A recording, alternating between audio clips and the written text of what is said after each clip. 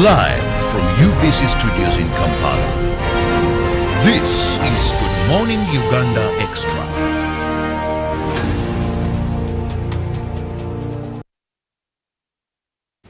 Good morning and thank you so much for being with us on UBC TV. I'm Robert Chirabonyonyitono. That is in case you've just joined. However, just to remind you, we are always here from 6:30 every weekday. That's and we kick off with Good Morning Uganda. So much laughter, light moments, yet very, very informative. So you can't afford to miss waking up, of course, washing off all the sorrow, the bad dreams, the negativity, the confusion that could have occurred over the night. And you have these beautiful, handsome faces to kickstart your day, yet with very relevant information, because we give you a glimpse of what is happening locally and internationally. So kindly make it a date with us every weekday. Welcome to this extension of Good Morning Uganda, which is Good Morning Uganda Extra. And today we are going to be discussing a matter of national importance, which is the budget for the financial year 2023-2024. Now, just to take you back, on the 18th of May, Parliament convened and passed or approved the budget for financial year 2023-2024, amounting to 52.7 trillion Uganda shillings. Now, this was a raise from the previous for the financial year 2020-2023, which was 48.13 trillion. Amidst this, almost important to note, is that as of 30th June, this very year, our domestic debt stood at 86.6 trillion. Now, that meant that in this budget for the financial year 2023-2024, there we will be having about 27.8 trillion there go to debt servicing. But also important to note about this budget is that URA is expected this time to collect 29.7 trillion. Now, that is money that is going to get from taxes from you, me, and other people, amounting to 29.7 trillion. Now, the previous financial year, or the year ending financial year, URA had a target of collecting 25 trillion. Well, we don't know if they have met that target, but about a week or two, I hosted them here and they said they seem to be on the right track and were optimistic that by closure, they will have those funds available and they will have collected that. Remember, our tax base is not that very good, but has also over the time been increasing to now having about 3.6 million taxpayers officially, up from about 1 point something. And they believe these will increase. Now, joining me on set to discuss this is Gilbert Musinguzi from Uganda Debt Network. You're most welcome to our studios and thank you for finding time. Thank you, Robert. Good morning, viewers. I'm glad to be here to discuss this very important and topical issue. Well, the budget will be read, that is on Thursday this week, and it's on theme full monetization of Uganda's economy through commercial, agricultural, industrialization, and expanding and broadening services, digital transformation, and market access. So it encompasses a number of things there. The theme talks about commercial agriculture, industrialization, expanding and broadening services, and digital transformation, plus access to market. Now, to begin with, Gilbert, give me your general overview of this budget for the financial year 2023-2024. Yeah, first of all, thank you. You have given it a very good background.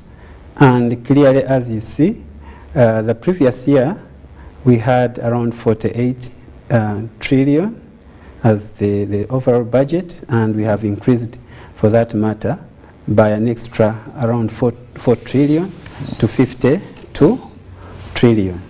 So it's an increment, so it's kind of a progress, meaning that the sectors, at least a number of sectors, have had some increment here and there.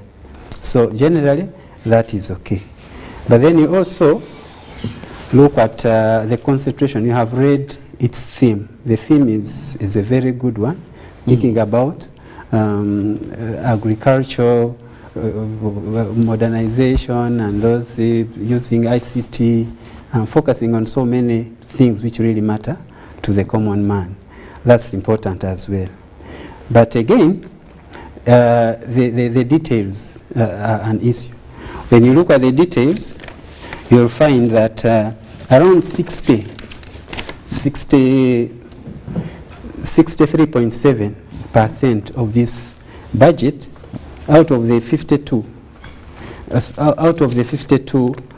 trillion, around a bigger percentage of that is going to be the one of development, and then the rest is like to do with debt servicing, payment of outstanding obligations and the like. So while in total we are seeing an increment, still this big part of it is for paying the debt.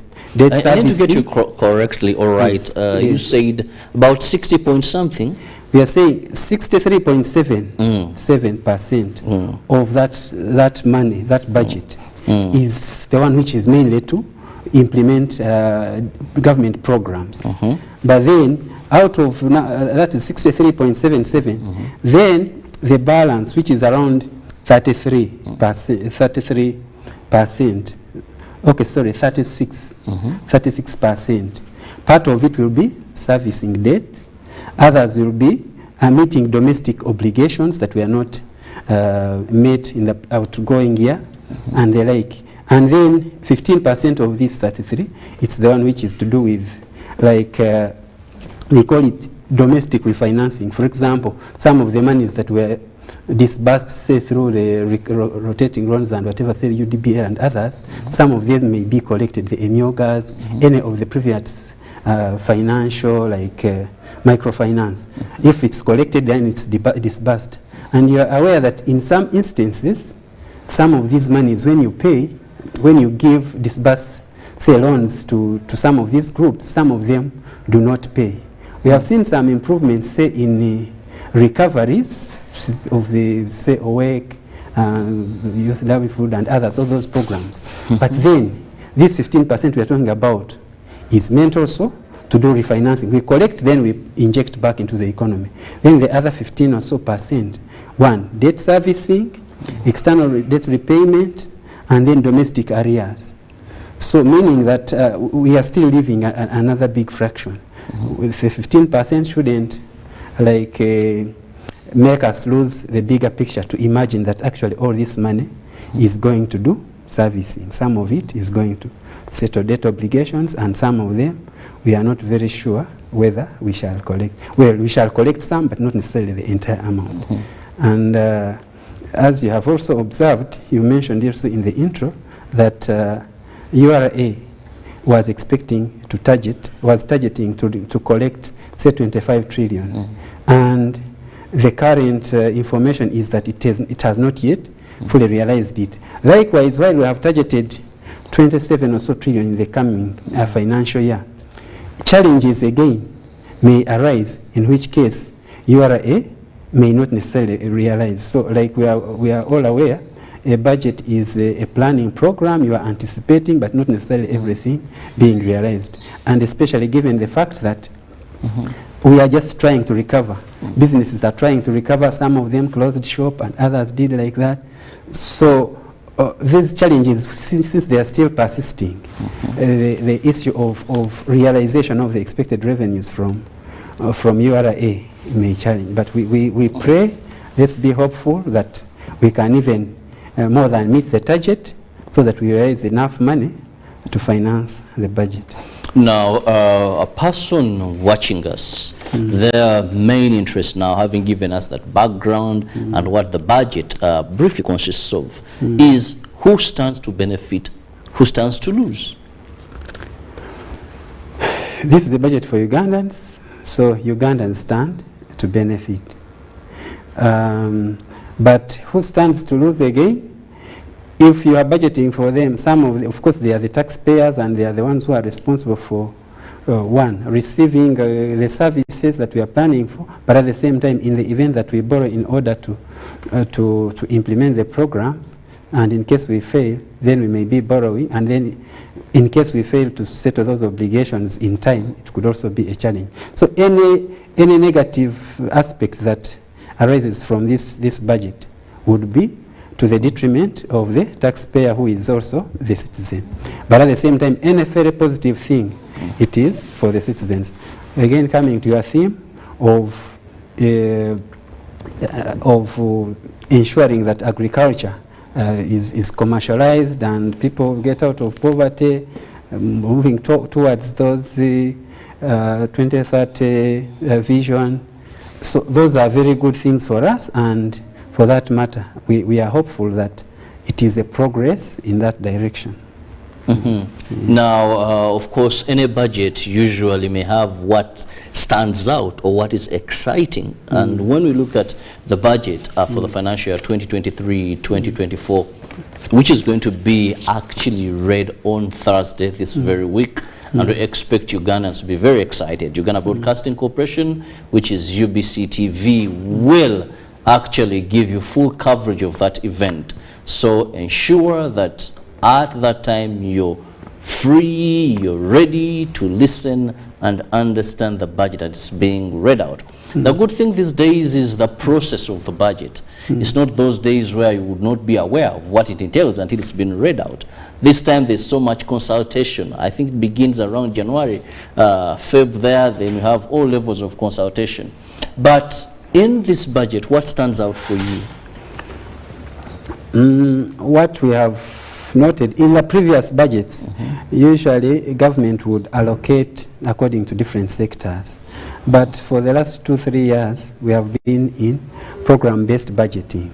Previously, you would automatically and clearly notice that agriculture has got this much, health has got this much, education, or whichever, the sectors that touch the person, the individual person. And then you would say roads have got this, like that. But with program-based budgeting, you need a lens, and you keep on like zooming in so much in order to see where has the money come from. So with program-based budgeting, sometimes the picture, some details may be lost the picture may be lost in the details. But generally, the outstanding issue is that 18%, which is the biggest portion, I mean that's the biggest proportion when you look at the very many out of the 20 areas of allocation. One which stands out is the one of human capital development. There has been an allocation of 18% of the budget, which is it's around 9.5 trillion or something, 9.9 trillion out of the 52.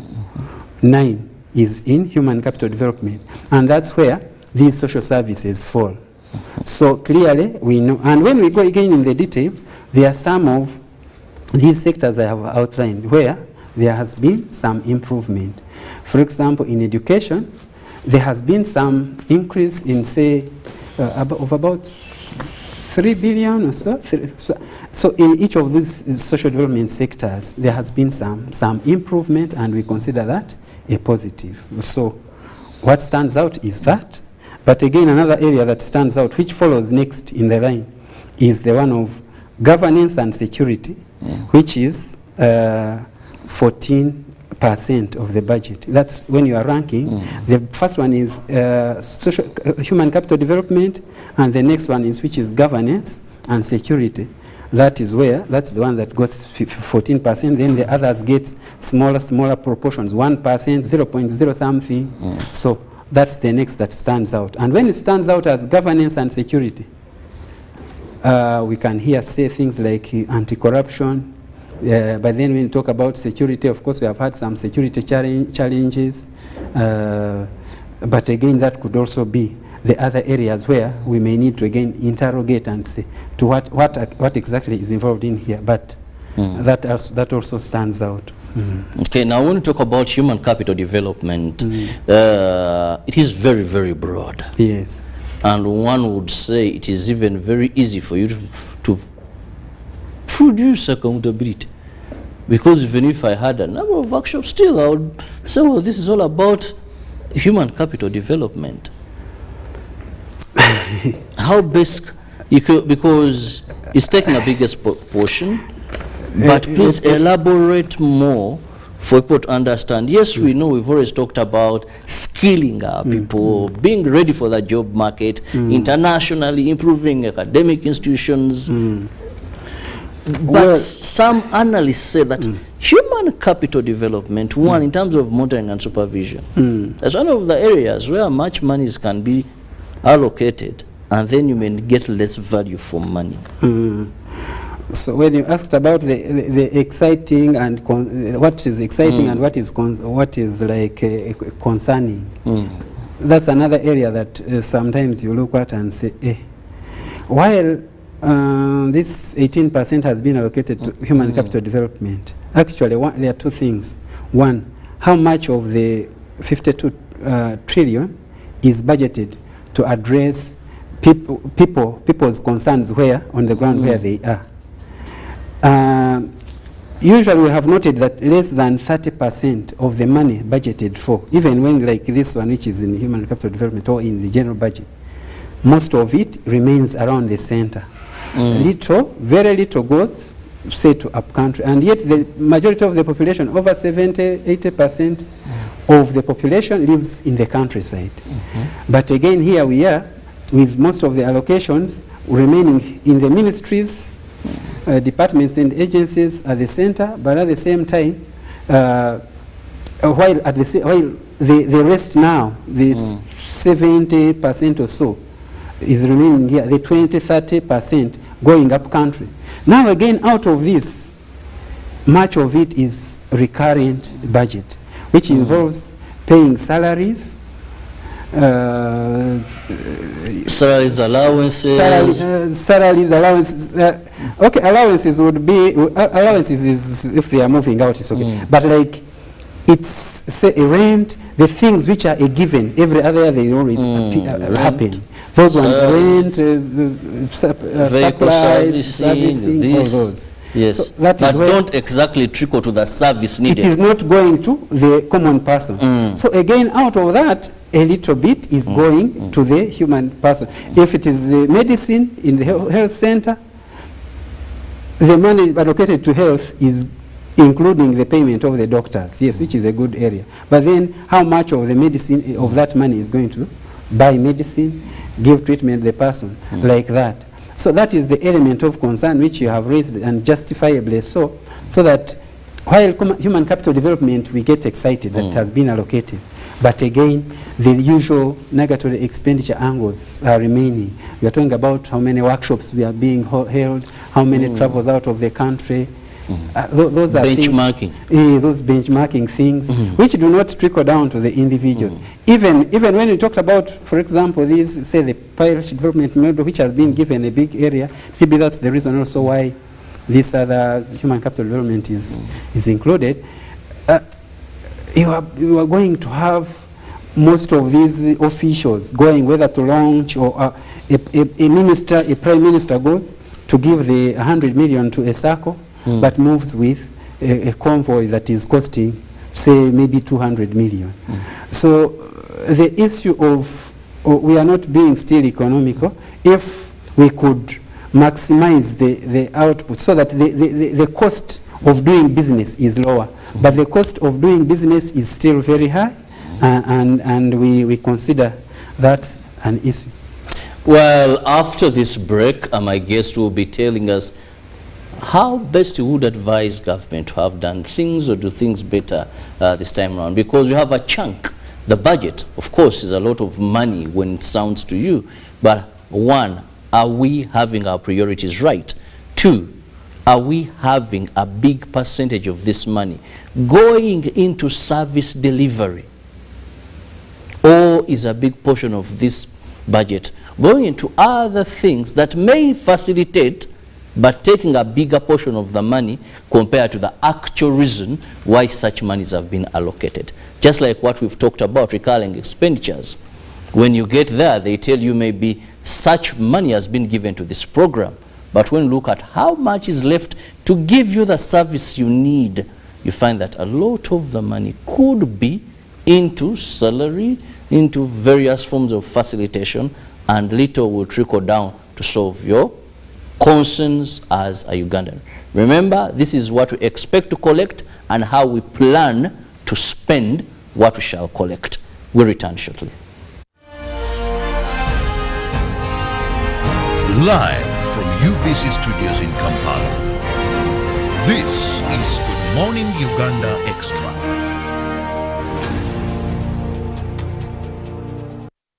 The National Budget Speech Reading for the financial year 2023-2024 will take place on the 15th of June 2023 at Kololo Independence Grounds under the theme Full Monetization of Uganda's Economy through Commercial Agriculture, Industrialization, Expanding and Broadening Services, Digital Transformation and Market Access. Follow the conversation on the hashtag KnowYourBudget23. The Magical Egypt Tour 2023 is here. A heavenly miracle waiting across the natural and divine attractions of Egypt, such as Cairo, Giza Pyramids, Saqqara, Memphis, and many more that will offer the gift of a lifetime. The chance to unlock all of the hidden powers of mind and soul, gain the enlightenment of the past and the future, and develop the power of healing. Departure will be Friday 16th up to 23rd June 2023. Basic package starting at $1,200, 8 days and 7 nights. To register, come to Gotove Tours and Travel at Nalkwego Complex Suta, UGS Extender, George Street, Nakasero, or call +256 758 530 059 or +256 784 568 392 or WhatsApp +256 782 556 078. Only few slots are left. Powered by UBC Television. Attention coffee farmers, traders and processors. Uganda Coffee Development Authority has important advice for a successful harvest season.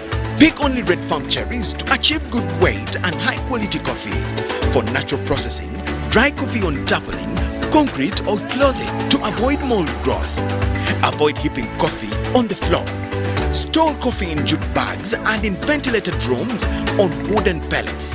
For more information on good harvest practices, visit your nearest extension worker or Uganda Coffee Development Authority offices.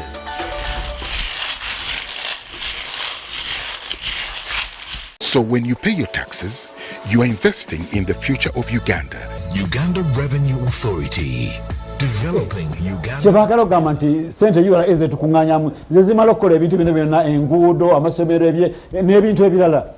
Mzee aba basajja basoza sente nyingi nnyo olaba ntoboda boda banzake miliyoni aga miliyoni ana zo waboda Oza atunda okutunza emmere wa restaurant. Nyabo sigo wa restaurant muchere nyama bisi bwa miliyoni nkaga echi wali katachaniza alina kawoshibe na kabala mzee kaza yake gofude mufi chichi lekanawo lekerawo kulimba URA era omusolo gwe bayita presumptive tax oba guyita omusolo ogwafa oba business obutono obuyingiza okuva ku miliyoni 10 paka ku 15 obutasukkawo omwaka kati olonze banategera batinyingiza yange ate oba olina okukuuma ebitabo byonna byonna ebikwata ku bizinensi yo ate ekyangu kwe kugenda gwe kennyini n'oba ensooka n'obatwalira ebitabo bino ku ofiisi zaabwe eza URA ezikuli okumpi awo ne babeera nga bagerekera omusolo omutuufu ekitegeeza bali olina kwetega beetege kyekyo bwe beetege bweteze osirike era bwe ate baakulimba nnyo kubanga ate mu ababoda mulina sasula emitwalo ejja omwaka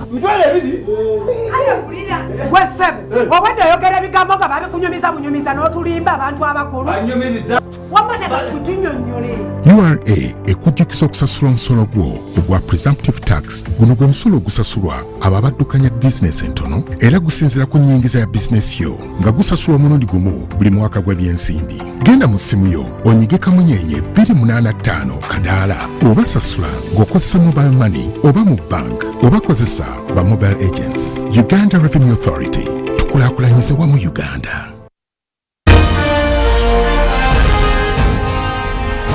Live from UBC Studios in Kampala.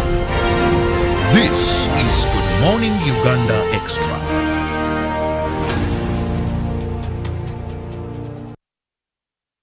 Good morning, Uganda Extra. Welcome back from that break. And of course, URA there reminding you to pay your presumptive tax as we make sure at least we have enough taxes to support our budget. Remember, this time around, we are looking at a budget of 52.7 trillion.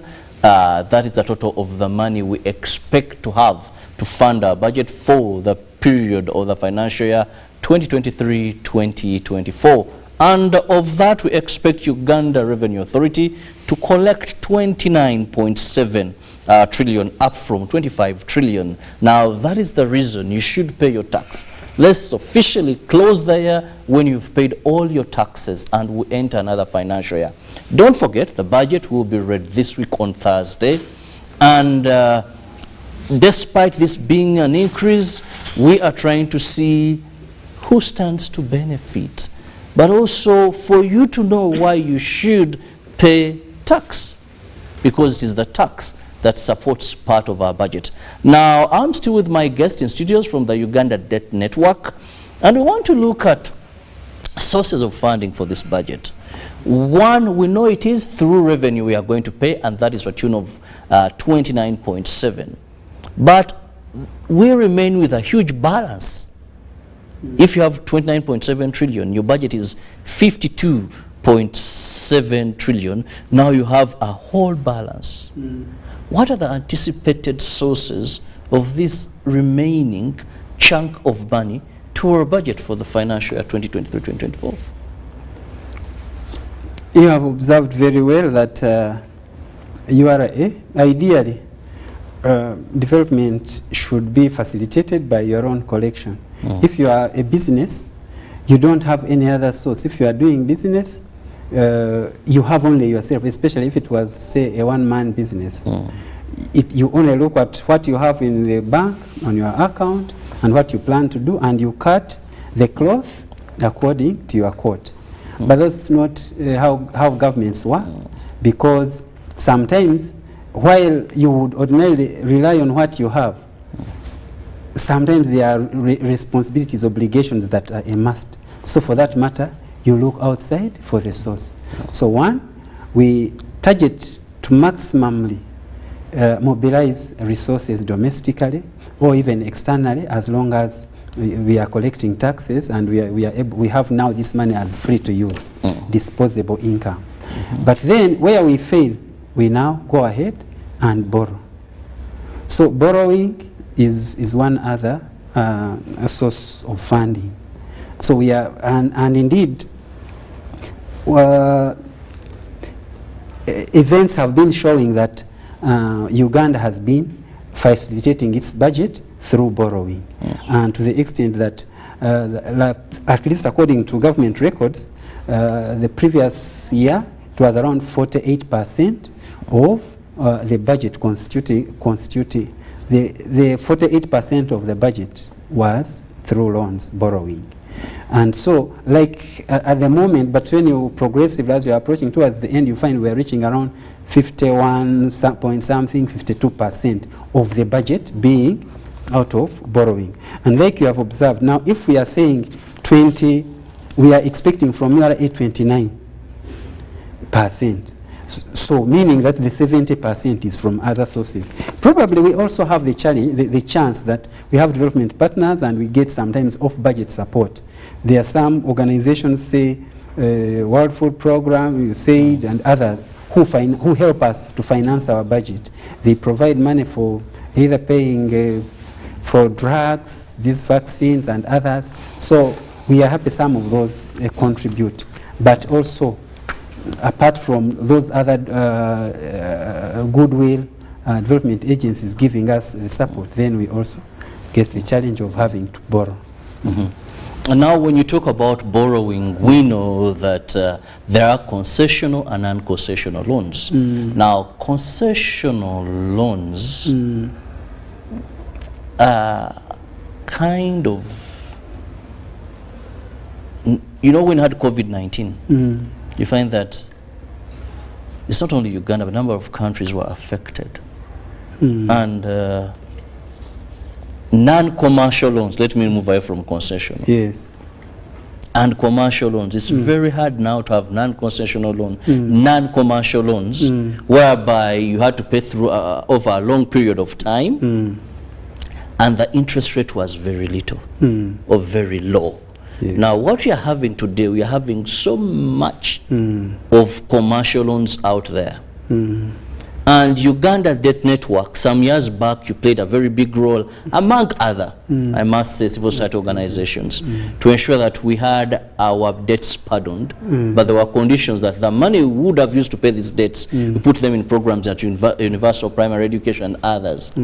Now, Uganda, having exceeded even our debt ceiling, are now looking at debt burden of about 86.6 trillion. I don't think we may be favorable for any borrower out there. Are we going to concentrate on domestic loans? And when we look at this, if so, what does this mean to people in business in our country? Let me start with the domestic loan angle, that if you borrow internally, and yet your target is to grow the small and medium enterprises, who ideally should also be borrowing.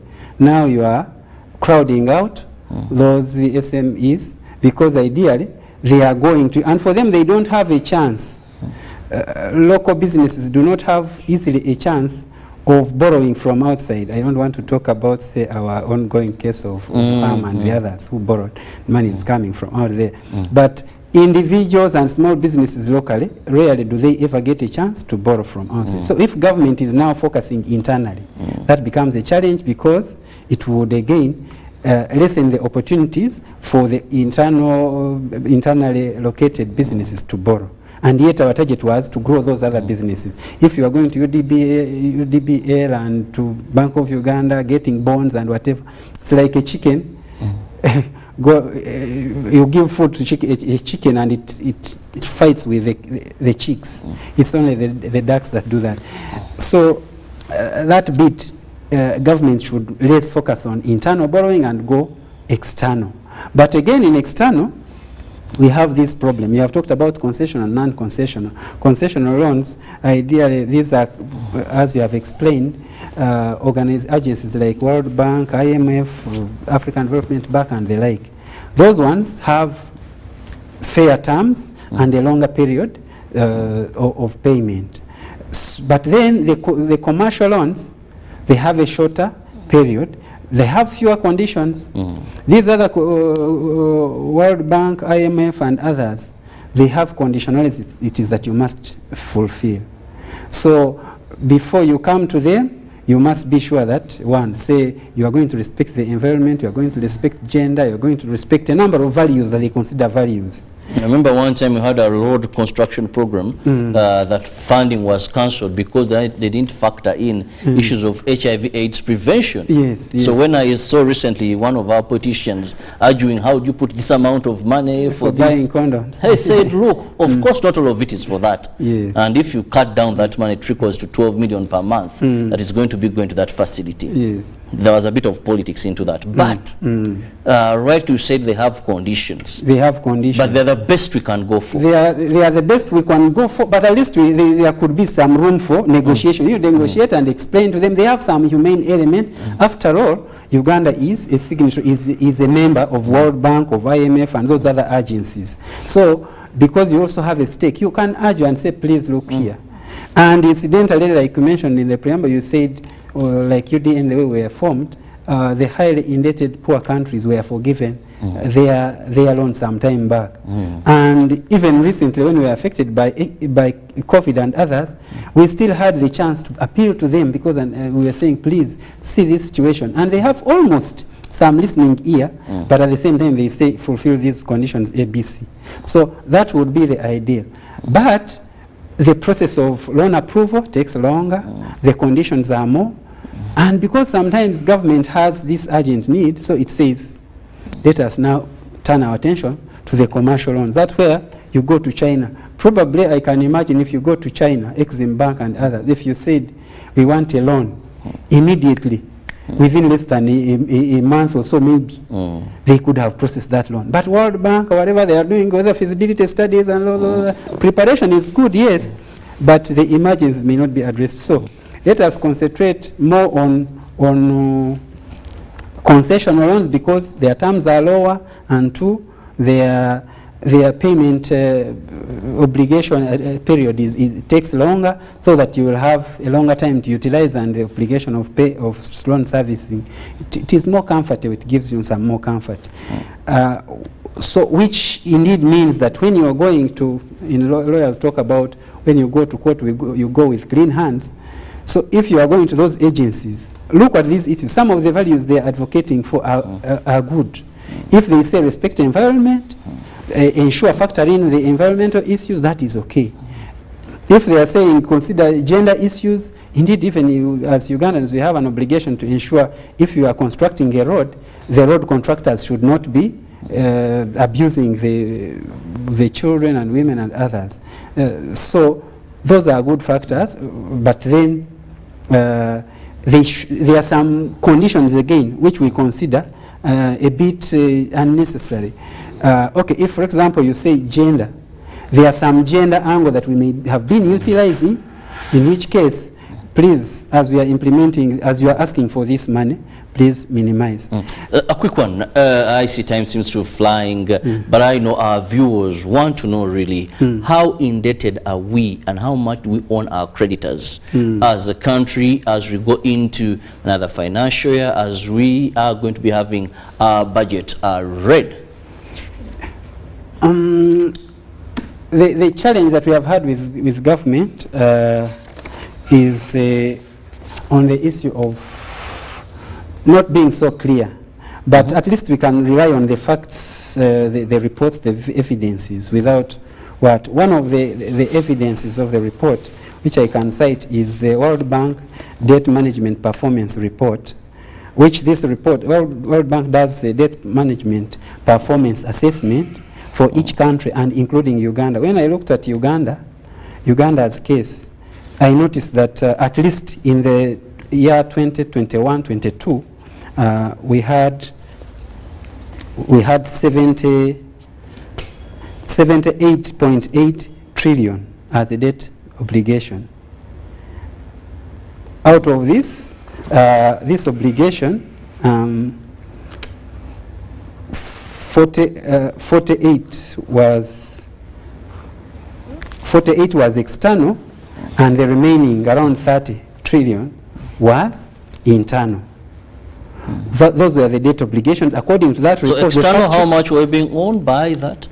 External, we had 48.2 trillion Uganda shillings. That's USD 12.8 US dollars, 12.8 billion. That is external loan. Then internal loan, we had 8.16, that is $8.16 billion, which translates to 30.6 trillion Uganda shillings. From domestic domestic. And when you look at that obligation, of course it has the issue.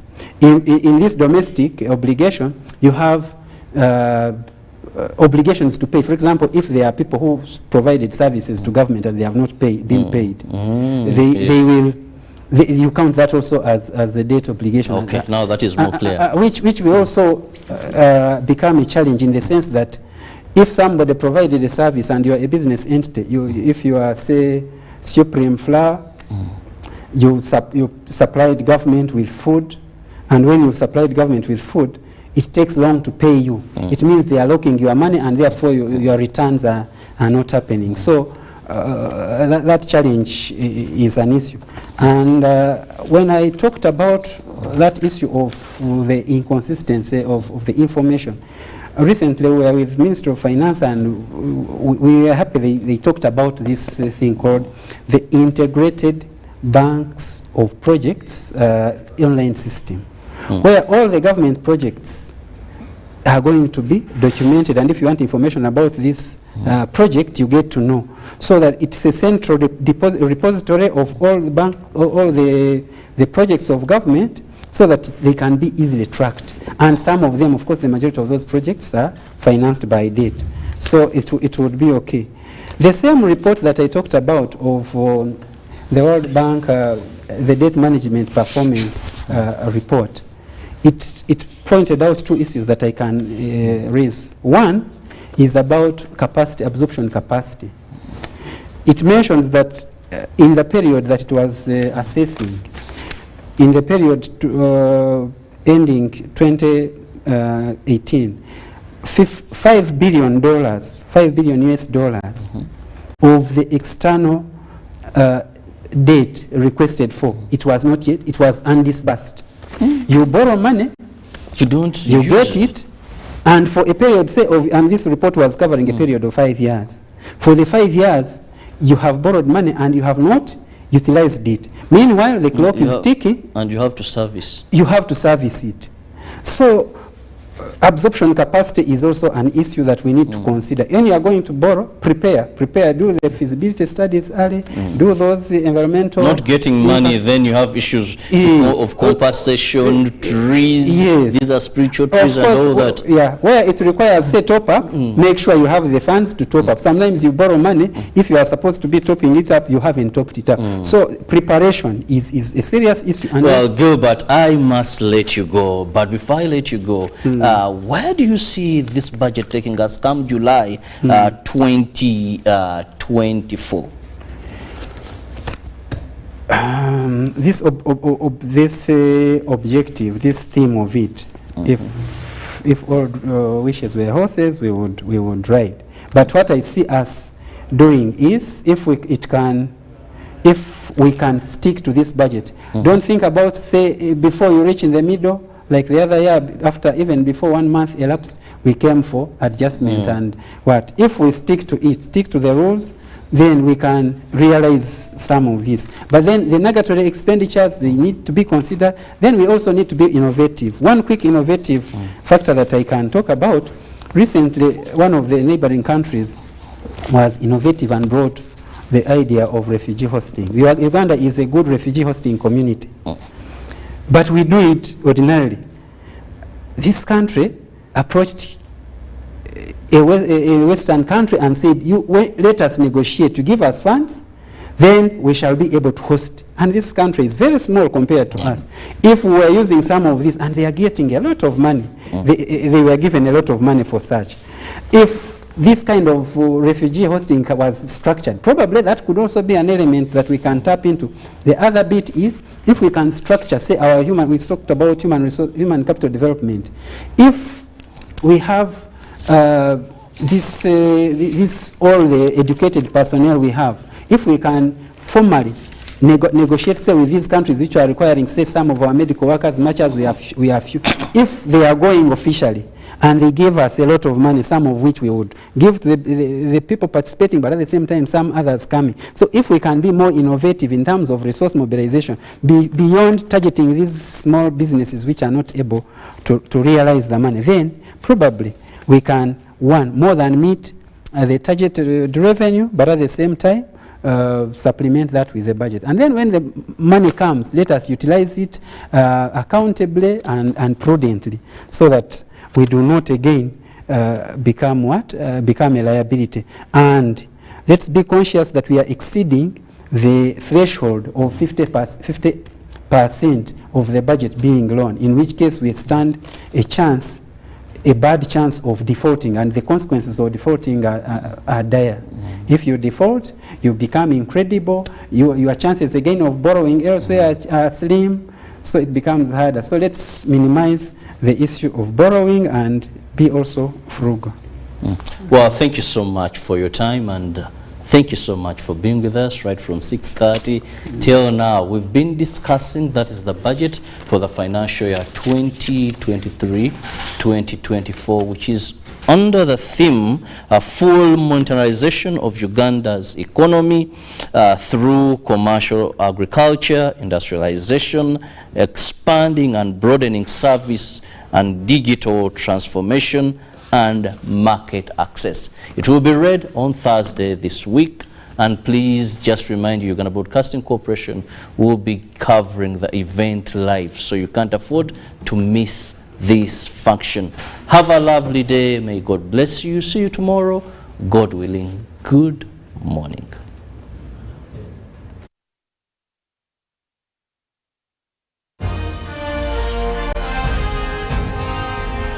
Live from UBC Studios in Kampala, this is Good Morning Uganda Extra.